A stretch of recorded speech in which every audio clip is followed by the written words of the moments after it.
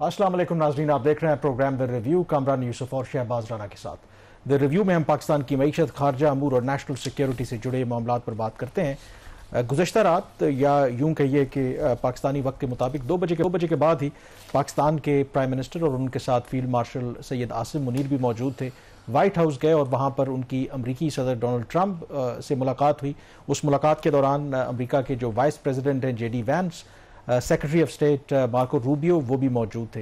ये 2019 जुलाई में आखिरी मरतबा कोई अमरीकी सदर, और वो ट्रंप ही सदर थे उस वक्त, किसी प्राइम मिनिस्टर के साथ वाइट हाउस में उनकी मुलाकात हुई थी। तो 6 साल के तवील गैप के बाद ये मुलाकात हुई है। और इस मुलाकात का मकसद क्या था, क्योंकि अनलाइक जो बाकी मीटिंग्स होती हैं उसमें आपको पता है कि अमरीकी सदर ट्रंप बहुत ज़्यादा मीडिया पे आने के शौकीन हैं, लेकिन इस मीटिंग को लेकर के जो पाकिस्तान के प्राइम मिनिस्टर के साथ हुई उसमें मीडिया को नहीं बुलाया गया था। बाद में एक वीडियो ज़रूर जारी की गई, इसकी क्या कहानी है इस पर भी बात करेंगे। लेकिन आगाज़ करना चाहेंगे हम कि अब से कुछ देर पहले पाकिस्तान के प्राइम मिनिस्टर ने जो UN जनरल असेंबली से खिताब किया, और उनका जो खिताब था इम्पॉर्टेंट उसमें यह फैक्टर था कि उनके खिताब से पहले इसराइल के जो प्राइम मिनिस्टर बेंजामिन नेतन्याहू, उन्होंने खिताब किया और उनके खिताब को मेजॉरिटी UN जनरल असेंबली के जो कंट्रीज थे उन्होंने बायकॉट किया। बिल्कुल ऑलमोस्ट खाली हाल था जब इसराइल के प्राइम मिनिस्टर खिताब कर रहे थे,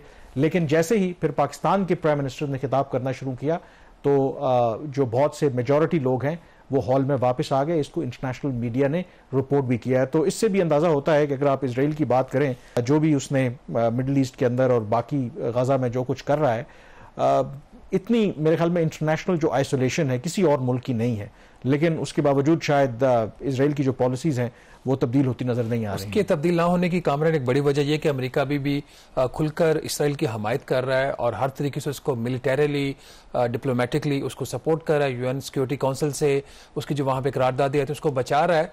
तो जब तक अमेरिका की सपोर्ट उसको रहेगी तो इसराइल यही कुछ करता रहेगा। लेकिन एटलीस्ट जो ग्लोबल कॉन्शियस है वो आहिस्ता आहिस्ता जागना शुरू हो गया है। इस हफ्ते आपने देखा कि 3 ममालिक ने पैलेस्टीन की जो रियासत है उसको तस्लीम किया है। ये एक इंपॉर्टेंट स्टेप है, काफ़ी नहीं है, बट उसके बाद जो प्राइम मिनिस्टर ऑफ पाकिस्तान, उन ममालिक ने जो इसराइल के इत्तेहादी समझे जाते हैं, जो उनको असला भी फराहम करते हैं, उनकी हर तरह से मदद भी करते हैं, उनको सपोर्ट भी देते हैं, उनको सपोर्ट भी करते हैं। इसके बावजूद अभी भी जो कुछ गाजा में हो रहा है और अभी भी अल्फाजों की जो जंग है वो जारी है।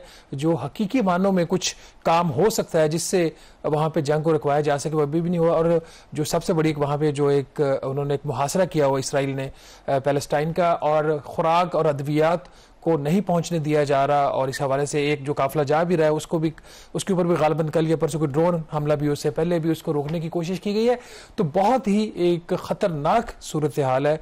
और ऐसे में यूनाइटेड नेशन की जनरल असेंबली का 80वां इजलास हो और इसके बावजूद इसराइल वहाँ पे उसका जो प्राइम मिनिस्टर है, ठीक है दुनिया ज़्यादातर मेजॉरिटी कंट्रीज ने उसका बाइकआउट किया, लेकिन आज भी इसराइल वही कुछ कर रहा है जो वो करना चाह रहा है। बिल्कुल, इस पर फर्दर भी डिस्कशन करेंगे आगाज़ में, क्योंकि ज़ाहिर है कि इसराइल के प्राइम मिनिस्टर पहले थे, खिताब किया, उसके बाद प्राइम मिनिस्टर आए थे।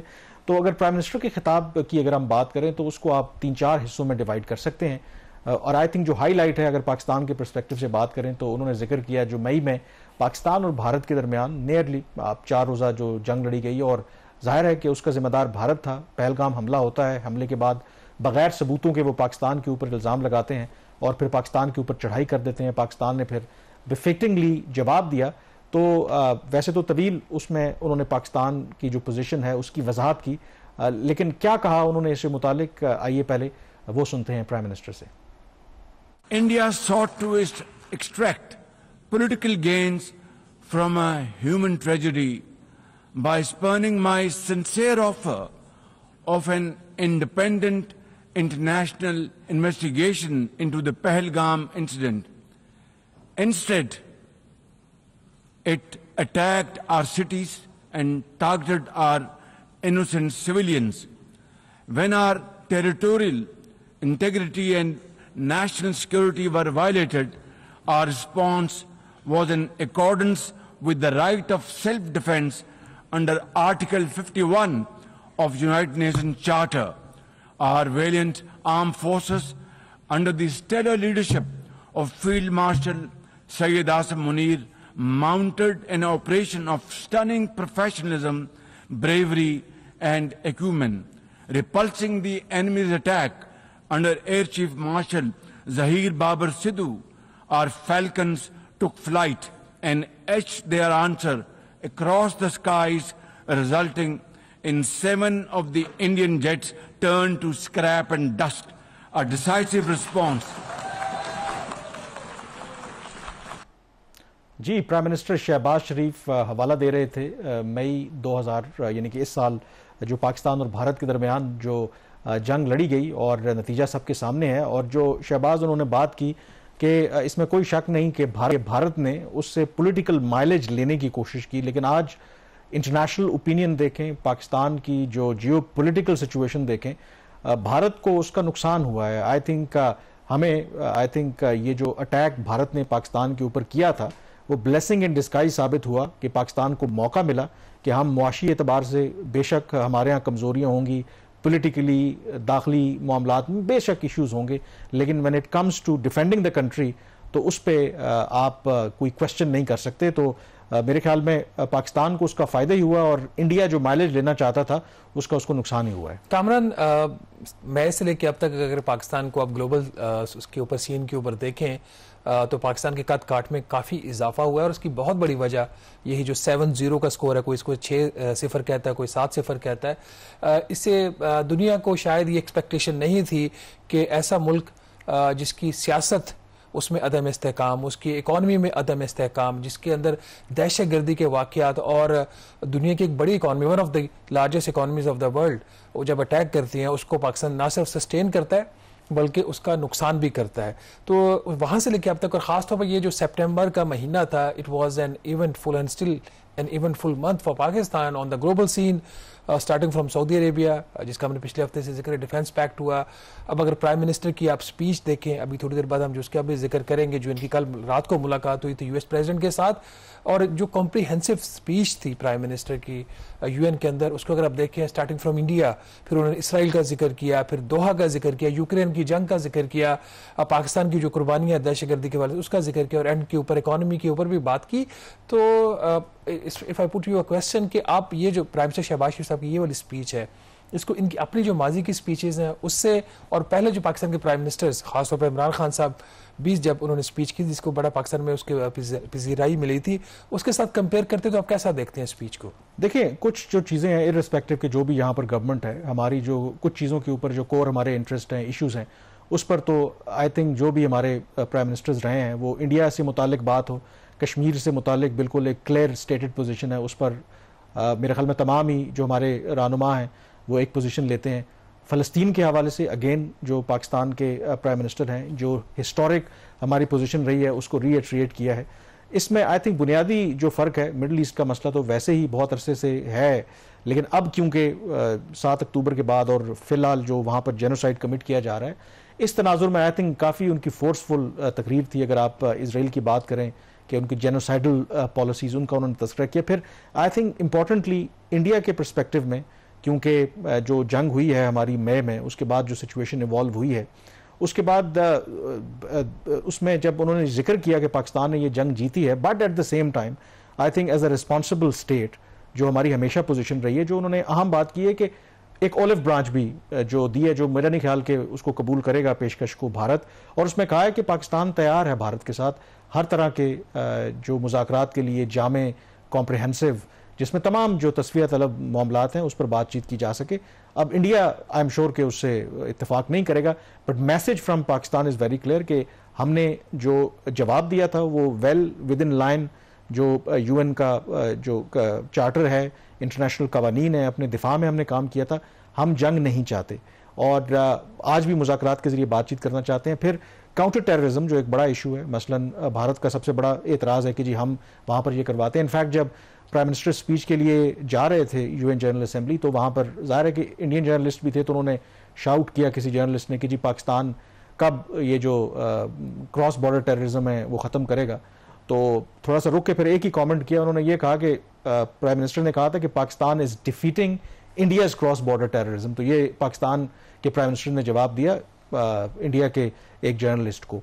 और ओवरऑल आई थिंक जो आपने इसराइल की बात की है पॉलिसी के हवाले से, इसमें आई थिंक जो डिफरेंस है, वैसे तो माजी में भी मिडिल ईस्ट की अगर आप बात करें तो हमारा एक रोल रहा था, लेकिन लेटली अगर आप देखें तो शायद हम ग्लोबल पॉलिटिक्स और मुस्लिम दुनिया की पॉलिटिक्स में बड़े पीछे चले गए थे। लेकिन इस दफ़ा अगर आप देखें तो ईरान इसराइल कॉन्फ्लिक्ट हो, उस वक्त पाकिस्तान के आर्मी चीफ वाइट हाउस गए थे। फिर उसके बाद जो अरब इस्लामिक समिट हुआ है जिसको को चेयर किया है अमरीकी सदर ट्रंप ने और तुर्की के प्रेसिडेंट भी थे, उसमें 7-8 सिर्फ ममालिक थे, चीदा 6 ममालिक थे दुनिया के इस्लामिक अरब इस्लामिक जो कंट्रीज थे उनके, और उसमें पाकिस्तान भी इस दफ़ा शामिल था। तो इससे आपको अंदाज़ा होता है कि ना सिर्फ साउथ एशिया के अंदर बल्कि मिडल ईस्ट और जो इस्लामिक वर्ल्ड है उसमें अब जो पाकिस्तान की अहमियत है उसमें काफ़ी हद तक आई थिंक इजाफा हुआ है और पाकिस्तान को एक इम्पॉर्टेंट प्लेयर के तौर पर देखा जा रहा है। और सऊदी अरब के साथ आपका जो मुआहदा हुआ है तो वो तो एक आगाज़ है, आप उसे कह सकते हैं कि एज इफ पाकिस्तान जो है एक नेट सिक्योरिटी प्रोवाइडर के तौर पर उभरा। और इसमें इंपॉर्टेंटली जो कि पहले इंडिया के बारे में कहा जाता था, इंडिया को पिच कर रहा था कि वो नेट सिक्योरिटी प्रोवाइडर एशिया के अंदर होगा अगेंस्ट चाइना। बट इसमें सिर्फ एक बिट ऑफ इन्फॉर्मेशन मैं ऐड कर दूं, कुछ और तफसीलात भी सामने आ रही हैं। जो सऊदी अरेबिया के साथ जो डिफेंस पैक्ट हुआ है उसका कुछ इकोनॉमिक एंगल भी है। पहले जो इनिशियल इन्फॉर्मेशन आई थी कि उसमें सिर्फ शायद डिफेंस प्रोडक्शन के सेक्टर्स जो है उसके अंदर सऊदी अरेबिया इन्वेस्ट करेगा। अब ये इतलात आ रही हैं कि कॉम्प्रीहेंसिव एक डील होगी जिसके अंदर पाकिस्तान की इकोनॉमी के जो मुख्तलिफ सेक्टर्स हैं, जिसमें तजारत है, जिसमें ज़राअत है और इसमें दिगर शोबे शामिल हैं, उसके हवाले से सऊदी अरेबिया से मुज़ाकरात होंगे। ये इनिशियल एग्रीमेंट सामने आ गया, अनाउंसमेंट आ गई और मेरी इतलात के मुताबिक एक पाकिस्तानी डेलीगेशन जो है मिनिस्टीरियल वो ऑलरेडी सऊदी अरेबिया जा चुका है और उनसे इसके हवाले से बातचीत शुरू होगी। तो ये एक पॉजिटिव डेवलपमेंट है।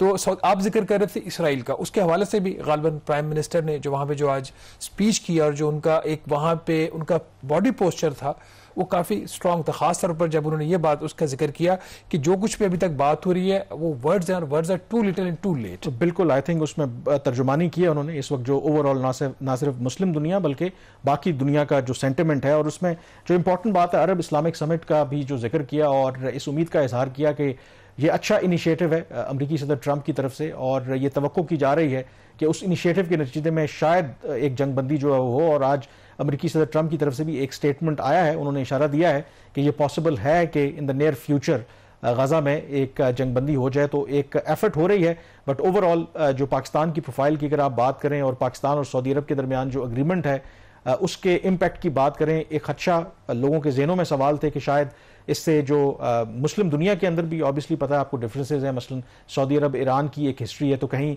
पाकिस्तान पार्टी तो नहीं बनेगा।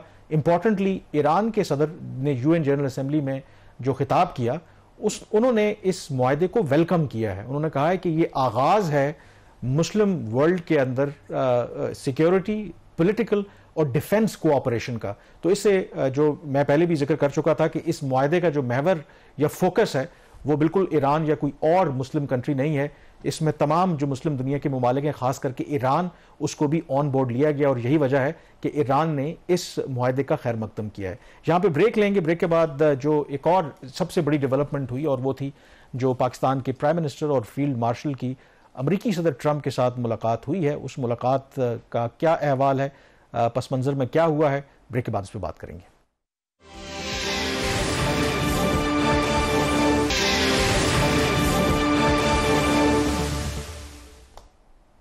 जी, ब्रेक के बाद एक दफ़ा फिर आपको खुशामदीद कहते हैं। जिक्र करेंगे अब जो पाकिस्तान के प्राइम मिनिस्टर शहबाज शरीफ, फील्ड मार्शल सैयद आसिम मुनीर की मुलाकात हुई है जो यूएस के प्रेसिडेंट हैं डोनाल्ड ट्रंप के साथ। और जैसे मैं आगाज़ में कह रहा था कि ये 6 सालों में किसी भी पाकिस्तानी प्राइम मिनिस्टर की अमरीकी सदर के साथ ये पहली मुलाकात है, यानी कि उनको व्हाइट हाउस दावत दी गई है। इस मुलाकात में जो मुख्तलिफ बात थी वो ये थी कि इसका कोई उस तरीके से मीडिया के साथ इंटरेक्शन नहीं करवाया गया। आमतौर पर ओवल ऑफिस में जो भी वहाँ पर मेहमान जाते हैं तो थोड़ा सा इंटरेक्शन भी होता है, लेकिन मीडिया को वहाँ पर नहीं बुलाया गया था। इसकी क्या वजह है, इसके बारे में जानने की कोशिश की जा रही है कि क्या इसकी खास रीज़न थी। लेकिन इस मुलाकात का जो एलामिया जारी हुआ है वाइट हाउस की तरफ से जो स्टेटमेंट दिया है तो उसमें उन्होंने यही कहा है कि ये जो मुलाकात है वार्म और कॉर्डियल थी, मतलब सारी पॉजिटिव बातें की गई हैं और पाकिस्तान के प्राइम मिनिस्टर की तरफ से तारीफ की गई है अमरीकी सदर ट्रंप की, जो उनका विजन है, खास करके उनका जो किरदार है पाकिस्तान और भारत के दरमियान जो जंग को रुकवाने में। और पाकिस्तान ने एतराफ़ किया है कि अगर अमरीकी सदर ट्रंप वो किरदार अदा ना करते तो दोनों एटमी ताकतें थीं तो उसके नताइज ख़तरनाक साबित हो सकते थे। फिर इसी तरीके से जो पाकिस्तान के प्राइम मिनिस्टर हैं उन्होंने ट्रंप के जो इनिशिएटिव है मिडल ईस्ट के हवाले से, जो अरब इस्लामिक समिट और मिडिल ईस्ट में पीस के हवाले से उसको भी उन्होंने वेलकम किया है।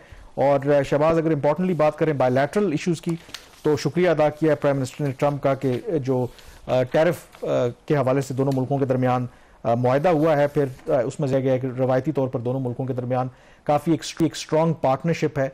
एंड देन जो बायलैटरल रिलेशनशिप की बात करें तो प्राइम मिनिस्टर ने इनवाइट किया है यूएस कंपनीज को कि वो ज़राअत का शोबा है, आईटी है, माइंस है, मिनरल्स हैं, एनर्जी के सेक्टर्स में वो इन्वेस्ट करें। फिर रीजनल और जो काउंटर टेररिज्म के इश्यूज हैं उन पर भी बात की गई है। एंड इम्पॉर्टेंटली इनवाइट भी किया है पाकिस्तान के प्राइम मिनिस्टर ने ट्रंप को कि वो पाकिस्तान का दौरा करें जब उनको मुनासिब लगे। तो ओवरऑल आई थिंक जो इम्पॉर्टेंट फैक्टर है कि शायद आज से 6-8 महीने पहले अगर किसी को कहा जाता कि एक शॉर्ट स्पैन के अंदर पाकिस्तान के आर्मी चीफ को भी व्हाइट हाउस बुलाया जाएगा, पाकिस्तान के प्राइम मिनिस्टर भी व्हाइट हाउस जाएंगे, तो शायद कोई भी उस पर पैसे ना लगाता, शर्त लगाने के लिए तैयार ना होता।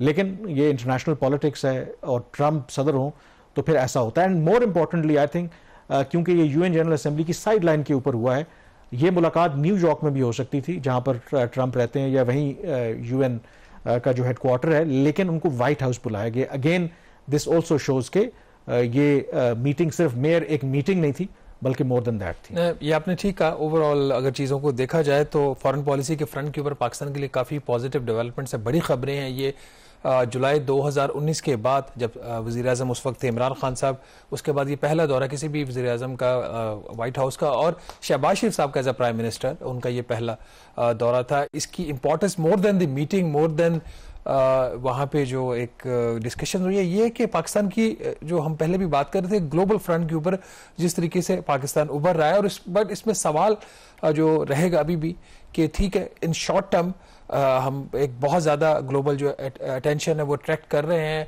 हम कमिटमेंट्स कर रहे हैं। हमने सऊदी अरेबिया में कमिटमेंट किया, हमने ईरान में बड़ा पॉजिटिव रोल प्ले किया है, फ़लस्तीन के हवाले से पाकिस्तान का किरदार जो है वो बड़ा पॉजिटिव रहा है, यूक्रेन की वॉर को ख़त्म करने के लिए पाकिस्तान ने बात की है।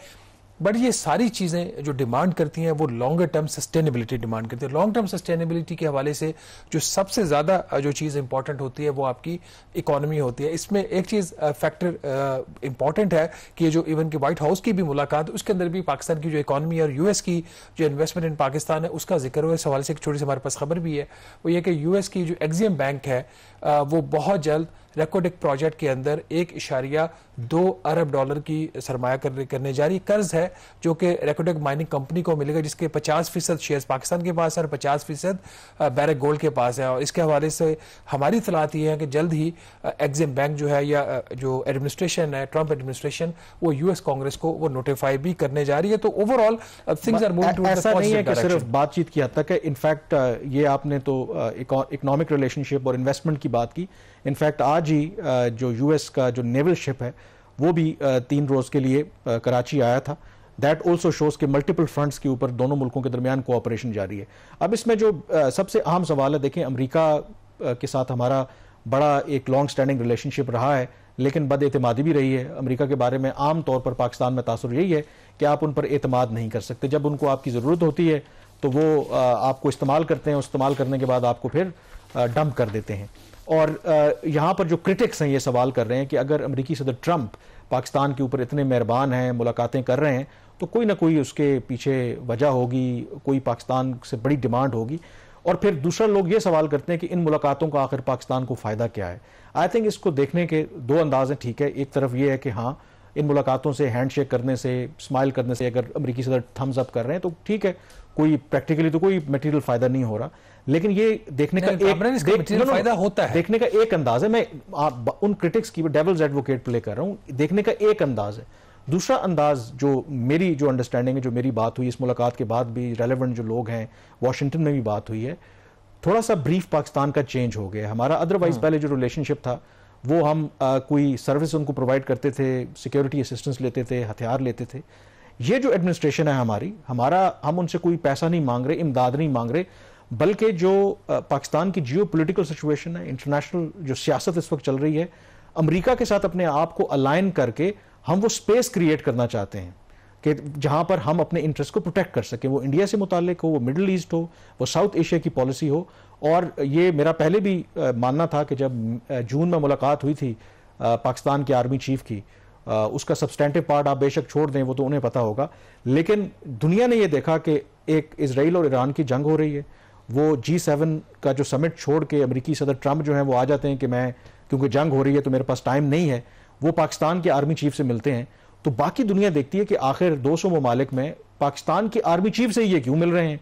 तो फिर जो बाकी आपके खित्ते में ममालिक हैं या दुनिया में ममालिक हैं, वो देखते हैं कि इसका मतलब कि पाकिस्तान की क्यों वैल्यू है, तो वो भी आपको इंपॉर्टेंस देना शुरू कर देते हैं। मेरा जो ख्याल है कि सऊदी अरब के साथ भी हमारा जो मुआहदा हुआ है, मिडिल ईस्ट में हमारा दोबारा जो रोल उभरा है, उसकी एक बहुत बड़ी वजह यह है कि आपकी ट्रंप जो इंतजामिया है उसके साथ मामलात ठीक हुए, तो वो सिग्नलिंग है।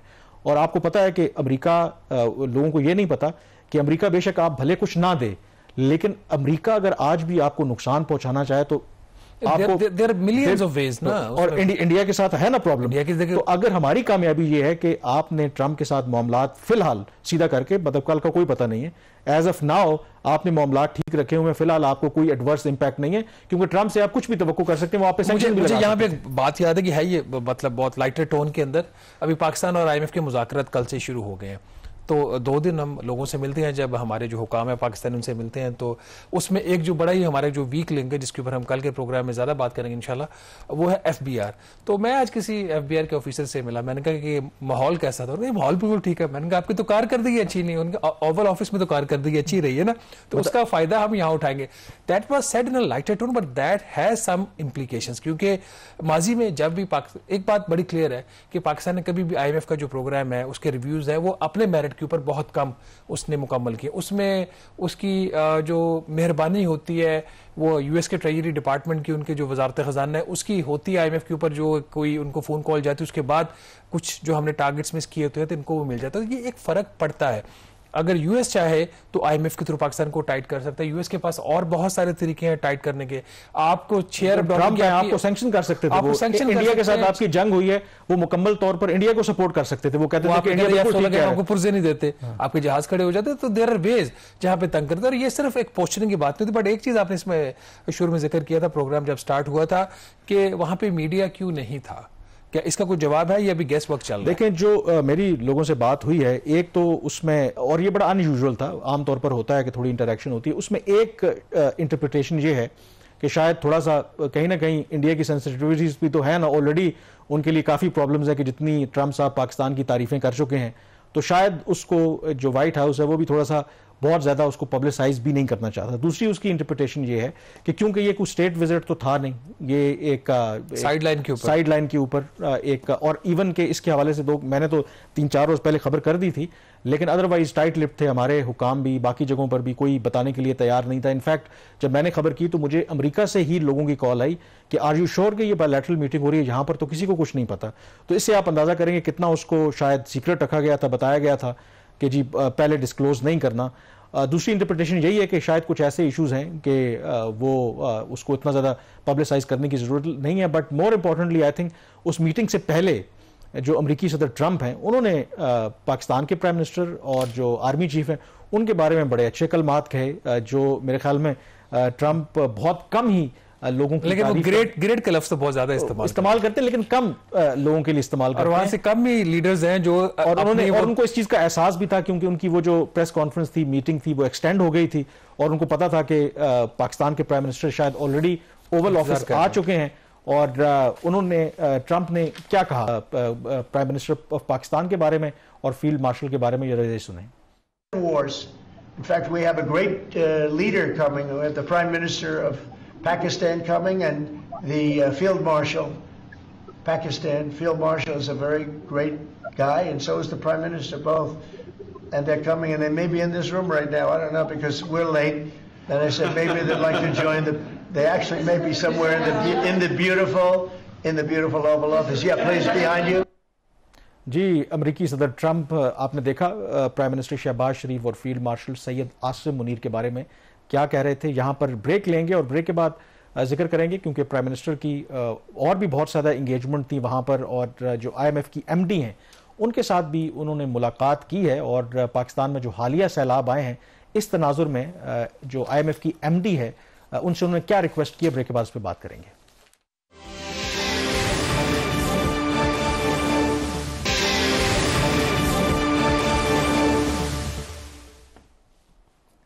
जी, ब्रेक के बाद एक दफ़ा फिर आपको खुशामदीद कहते हैं। IMF का जायज़ा जो मिशन है उसने आगाज़ कर दिया है, 2 हफ्तों के लिए यहाँ पर रहेगा और उस रिव्यू के बाद फिर फैसला किया जाएगा कि पाकिस्तान को अगली $1 बिलियन की किस्त जारी करनी है या नहीं करनी। जो ओवरऑल इस वक्त इन्वायरमेंट है, मेरे ख्याल में कोई रुकावट तो नहीं होनी चाहिए।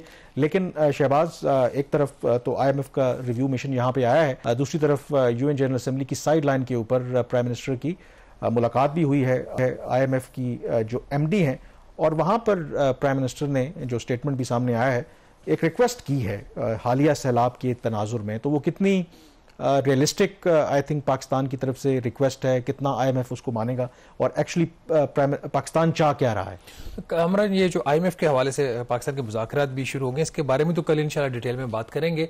But before answering your question, जो अभी प्राइम मिनिस्टर की थोड़ी देर पहले स्पीच थी UN जनरल असेंबली में, उसमें 2 चीज़ें मेरे लिए बड़ी स्ट्राइकिंग थी। जिस फोर्सफुल तरीके से उन्होंने पाकिस्तान का जो केस है वो प्लीड किया कि जो क्लाइमेट से, जो माहौलियात की में जो तब्दीलियाँ आ रही है, उसकी वजह से जो पाकिस्तान इफेक्ट हुआ है और उसकी इकॉनमी तबाह हुई 2022 में, 33 मिलियन पीपल 2022 में उसे इफेक्ट हुए थे। $30 बिलियन के लॉसेस हम कहते हैं, तकरीबन $16 बिलियन के लॉसेस, उतनी ही कॉस्ट उसकी रिकंस्ट्रक्शन की, तो $30 अरब की रिक्वायरमेंट्स थी टोटल। तो वो अपनी जगह पे आज उन्होंने जो 2 बातें बड़ी अहम की, एक बात वो पहले भी कहते रहे हैं कि जी ग्लोबल एमिशंस में हमारा जो शेयर है पाकिस्तान का वो लेस देन 1% है, और लेकिन सबसे ज्यादा नुकसान हमारा हो रहा है। दूसरी बात जो ज्यादा इंपॉर्टेंट है कि पाकिस्तान को मजबूर किया जा रहा है कि बावजूद इसके उसका कोई किरदार नहीं है ग्लोबल इमिशंस के अंदर कि वो कर्जे ले रिहैबिलिटेशन और रिकंस्ट्रक्शन के लिए। तो उन्होंने कहा जी हम कर्ज नहीं लेंगे, दुनिया को अपना जो इसके अंदर एक रोल है वो प्ले करना चाहिए। पर ब्रीफली उन्होंने बात की जो डोमेस्टिक इकोनॉमिक रिफॉर्म्स हैं उसके कुछ के ऊपर तो मेरी रिजर्वेशन है, लेकिन चूंकि ज्यादा पॉजिटिविटी की बात हो रही है तो वो नहीं करेंगे।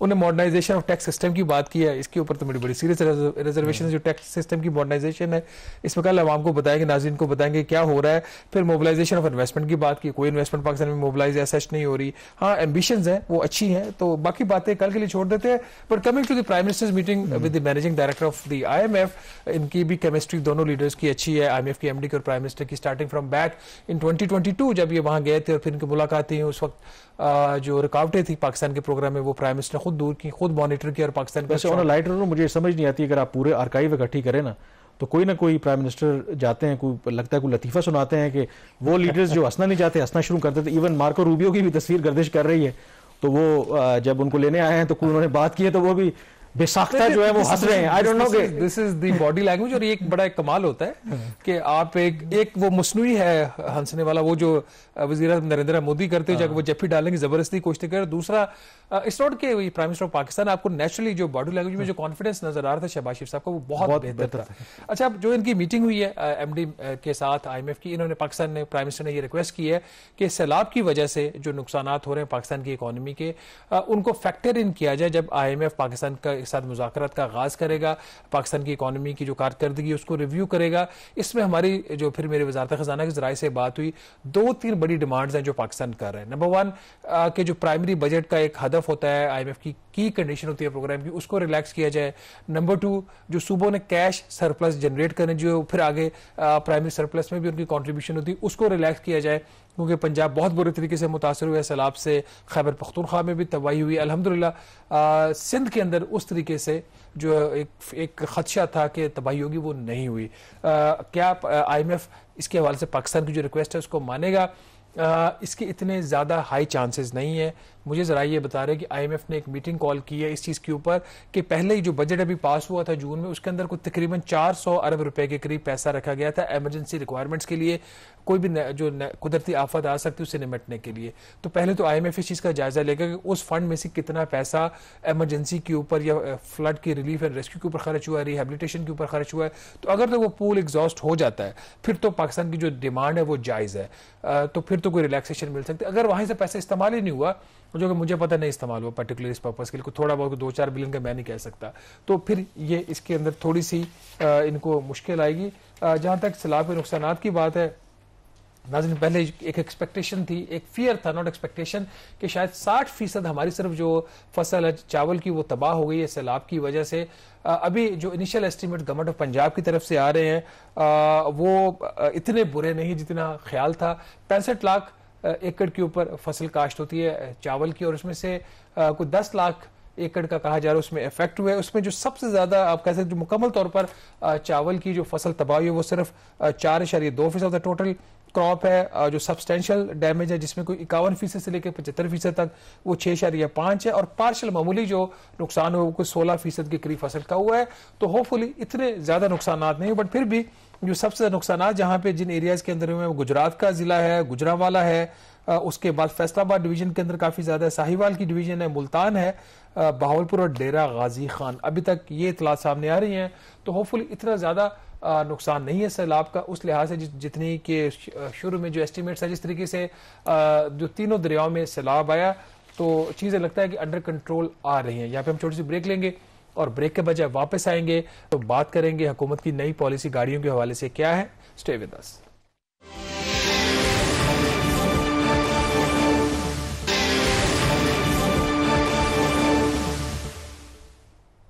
जी, ब्रेक के बाद एक दफ़ा फिर आपको खुश आमदीद कहते हैं। इकोनॉमिक कोऑर्डिनेशन कमेटी ने इस हफ्ते कमर्शियल जो इंपोर्ट की इजाज़त दी है यूज्ड जो गाड़ियाँ, पुरानी गाड़ियाँ 5 साल तक के लिए। और इम्पॉर्टेंट उसके अंदर ये है, हालांकि होना तो ये चाहिए था कि क्योंकि अभी जो एग्जिस्टिंग पॉलिसी है उसमें जो कारें वगैरह आप 3 साल तक पुरानी इंपोर्ट कर सकते हैं, SUVs या जीप्स वगैरह 5 साल तक के लिए इंपोर्ट कर सकते हैं, लेकिन इस पॉलिसी के तहत आप 5 साल पुरानी वो कार हो या दूसरी गाड़ी हो वो आप इंपोर्ट कर पाएंगे। लेकिन जो सबसे अहम सवाल शहबाज यही है, क्योंकि जब आप मुल्कों में खास करके जापान से ज़्यादातर हम इंपोर्ट करते हैं और हर साल के बाद वहाँ पर तो गाड़ी की वैल्यू बहुत ज़्यादा डिप्रिशिएट होती है।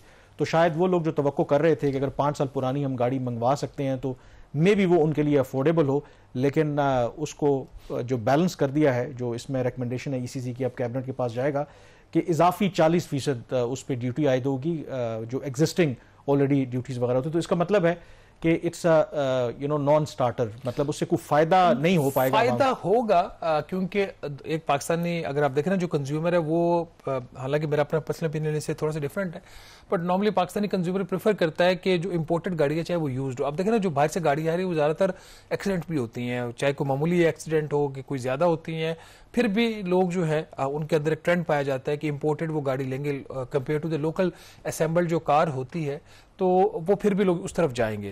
क्वालिटी का यहाँ पे एक इशू है। मैं अब किसी कंपनी का नाम नहीं लेना चाह रहा, बट जिस किस्म की गाड़ी यहाँ पे प्रोड्यूस होती रही हैं और कोई एक बड़ी कंपनी ने अपने स्टैंडर्ड्स इंप्रूव किए थे 5-6 साल पहले, फिर उसने कीमत भी डबल कर दी, तो अभी भी एक चांस होगा। बट अभी ये वाला भी जो मेरा ख्याल है कि जो 2016 की पॉलिसी है ना, उसके नतीजे में जो पुरानी कंपनीज को आप छोड़ दें, ये अब रियलाइजेशन जो लोकल असेंबलर्स भी हैं उनमें है। और अब कई अगर आप कंपनीज देखेंगे तो उसमें बहुत से ऐसे फीचर्स, बहुत से सेफ्टी के जो मेजर्स हैं उनको अंदाजा हो रहा है। और कई अब ब्रांड्स ऐसे हैं जो एग्जिस्टिंग पूरी दुनिया में जो इस वक्त जनरेशन चल रही है वही जनरेशन यहाँ पर है। आमतौर पर हम 3-4-5 साल पीछे ही होते थे, तो अब उनको भी पता लग रहा है कि क्योंकि ग्लोबल विलेज है कि अवाम के अंदर भी ये एक सार्फिन को भी पता है कि जी क्या चीज अच्छी है क्या चीज बुरी है, तो प्रेशर उनके ऊपर भी है। डिफेक्टिव पीस के ऊपर बड़ा रेयर होता था, कंपनियां डिफेक्टिव पीस जो है किसी गाड़ी के वो चेंज कर देती थी। अब मेरे यूज में जो गाड़ियां उसमें से एक गाड़ी का वो एक, मेरे तो कोई प्रॉब्लम नहीं था, मुझे कंपनी से कॉल आई अभी चंद दिन पहले जी कि एक डिफेक्टिव पीस ये रिकॉल करते हैं गाड़ी तो रिकॉल उनके जी हम इसका ये पुर्जा को फ्री ऑफ कॉस्ट चेंज कर रहे हैं। मैंने क्यों करना चाहिए, कराची में एक वाकया हुआ था, किसी एक गाड़ी ने आग इस पुर्जे की वजह से पकड़ ली थी, तो हम उसको खत्म करने के लिए इसको रिकॉल कर रहे हैं। और 3 साल की जो मॉडल्स थे वो उसको रिकॉल करके उन्होंने फ्री ऑफ कॉस्ट चेंज भी किया, तो इंप्रूवमेंट है। बट यहां पे ये जो चीज हुई है उसमें ये हुआ है कि ये भी IMF के कहने पे हुआ, कामरा हमने नहीं किया। इशू ये था कि पाकिस्तान में जो यूज गाड़ियों की इंपोर्ट है वो एक रेगुलर एक आपके जो स्कीम है उसके तहत नहीं हो रही थी, कि रेगुलर कमर्शियल इंपोर्ट नहीं हो रही थी। Miss use of the 3 schemes, आपकी ट्रांसफर ऑफ रेजिडेंस है, बैगेज है, गिफ्ट है। हमारे जो भाई बाहर मुल्क से काम कर रहे हैं उनके पासपोर्ट का मिस यूज होता था। 15,000 से लेके 50,000, कभी 2 लाख रुपए की पासपोर्ट की फोटो कॉपी बिकती थी उनकी जो SUV गाड़ियां हैं। वो डिपेंड करता है 10-10, 15-15 लाख पे भी गाड़ी की वैल्यू के ऊपर क्या, और फिर उसके ऊपर वो गाड़ियां वो इंपोर्ट होती थी। वो उन्होंने कहा जी ये आप काम ना करें, आप कमर्शियल इंपोर्ट करें लेकिन विद उस पर क्वालिटी को भी श्योर करें। यहाँ पे फिर एक वो मैच पड़ता है लोकल असेंबलर्स का और इंपोर्ट के अगेंस्ट उनका होते हैं। तो फिर फैसला यही हुआ, ECC ने फैसला किया कि अभी तो हम 3 साल की गाड़ी इंपोर्ट कर रहे हैं इजाजत, लेकिन वो तीनों स्कीमों के तहत जिनको मिस यूज किया जाएगा। अब कमर्शियल इंपोर्ट खोल दी गई है subject to the federal cabinet verification, जो है एक ऐसे एक खाना पूरी होगी, क्योंकि IMF की शर्त थी ये करना ही था। तो 5 साल की कमर्शियल गाड़ी 5 साल पुरानी कमर्शियल गाड़ी इंपोर्ट हो सकती है।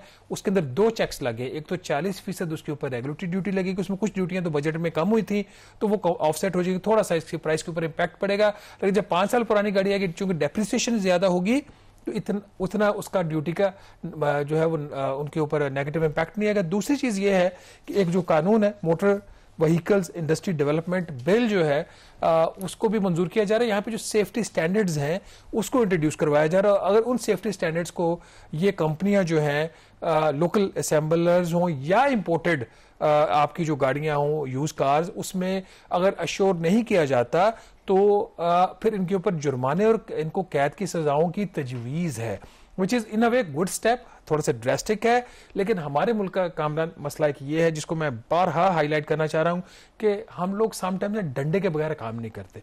एक जो बड़ी तकलीफ दह चीज आजकल इस्लामाबाद की सड़कों के ऊपर आपको नजर आ रही है, ट्रैफिक की वायलेशन तो यहाँ पे पहले भी थी, लेन डिसिप्लिन कोई नहीं करता, अब उल्टी साइड से मोटरसाइकिल वाला भी आ रहा है, गाड़ी वाला भी आ रहा है। और यहाँ पे जो इस्लामाबाद की ट्रैफिक पुलिस है वो लाइसेंसेस के पीछे दौड़ रही है, वो जरूर इंप्लीमेंट करवाए। कम से कम उन्होंने 1 अक्टूबर से नहीं होगा तो वो उसको 7 FIR अक्टूबर तक एक्सटेंड कर दिया, फर्स्ट की जगह पे 7 अक्टूबर तक कर दी, वो भी जरूर करवाए। लेकिन आपकी जो इतने ज्यादा आपने हायरिंग की हुई है इस्लामाबाद ट्रैफिक पुलिस के अंदर, ये लोग क्या कर रहे हैं कि गाड़ियां उल्टी साइड से आ रही हैं, मोटर बाइकर्स आ रहे हैं वहां पे ज्यादा, और किसी को कोई परवाह नहीं है, कोई चेक एंड बैलेंसेस नहीं है। चलान किस चीज के ऊपर करते हैं जी, आपने किसी सिग्नल की वायलेशन की और वायलेशन के चक्कर में आपको साइड पे खड़े होते हैं, एकदम सामने आते हैं और आपका चलान कर देते हैं। असल काम जहां पे ह्यूमन लाइफ इन्वॉल्व होती है, ये जो लोग क्रिमिनल तरीके से, ये क्रिमिनल है कि आप गलत साइड से आ रहे हो, चाहे वो गाड़ी, अच्छा पहले तो बाइकर्स को कहते थे, अब गाड़ियां भी इसी गाड़ियां पे रात को आपको पता है कि ये जो हाईवेज वगैरह हैं, रेसें लगती हैं यहाँ पर, आए रोज एक्सीडेंट होते हैं। वो तो सीधी रेस लगा रहे हैं, वो भी गलत है, लेकिन उल्टी साइड से गाड़ियां आ रही हैं, उसकी वजह से बाकियों की लाइफ को भी। तो ये पॉइंट है कि ये सेफ्टी स्टैंडर्ड, ये सारी चीजें ये भी जरूरी है। इस्लामाबाद ट्रैफिक पुलिस जो खास तौर पर इस चीज का नोट ले कि ये जो इनके लोग कर क्या रहे हैं, इशारों के ऊपर और लाइसेंसेस के ऊपर एफिशिएंसी ना दिखाएं, जो रियल काम करने वाले जहां से इंसानी जिंदगियां बचेंगी उसके ऊपर ये फोकस करें। To cut the long story short के ये जो कमर्शियल इंपोर्ट की इजाजत दी जा रही है, जो यूज्ड गाड़ियां हैं उसमें श्योर किया जाए कि जो गवर्नमेंट अभी कर रही है कि उसमें कोई डिफेक्टेड जो गाड़ियां हैं, एक्सीडेंटल, फ्लडेड, जो हमारी मार्केट्स भरी पड़ी हैं क्योंकि वहां से तो औने पौने दाम बिकती हैं, डैमेज गाड़ी की कीमत जापान वगैरह में कुछ नहीं होती, तो इसको इंप्लीमेंट करना जो है वो आई थिंक एक बहुत बड़ा चैलेंज होगा। अब देखते हैं कि ये जब पॉलिसी आएगी तो फिर जो हमारे लोकल असेंबलर्स हैं उनका क्या रिएक्शन होगा। ऑलरेडी वो कंसर्न्ड है, उनका ये ख्याल है कि उन्होंने जो मिलियंस ऑफ डॉलर्स की इन्वेस्टमेंट पाकिस्तान में की है वो इन्वेस्टमेंट ज़ाया होने का खतरा है, क्योंकि अगर आप इस तरह से ईजिली अलाउ कर देंगे यूज्ड गाड़ियों का इंपोर्ट तो उनकी गाड़ियां जो है वो फिर कौन खरीदेगा। यहाँ पे प्रोग्राम का वक्त खत्म हुआ चाहता है। कामरान यूसुफ और शहबाज राना को इजाजत दीजिए। अल्लाह हाफिज।